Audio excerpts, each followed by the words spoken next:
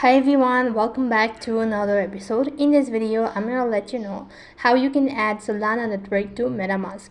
In order to add Solana network to Metamask, you just have to follow the steps.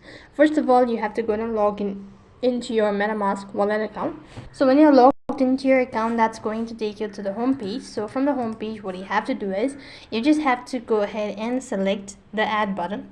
So if you're unable to find it, so you could go ahead and select the network type first of all, and then you need to go with the logo, or you could just go ahead and press on add network from the top. So after that, what you have to do is, next thing, when you actually press on add network, then you need to go ahead and select Solana right on this page. When you locate Solana, next thing what you have to do is you need to go ahead and add it to your wallet. Then you have to just follow the instruction that has been mentioned on the screen, and with that you should be able to add Solana network to your Metamask wallet account. That is all for this video. I hope the video was helpful. Make sure to like, share and subscribe to our channel. Thank you for watching. See you in the next video.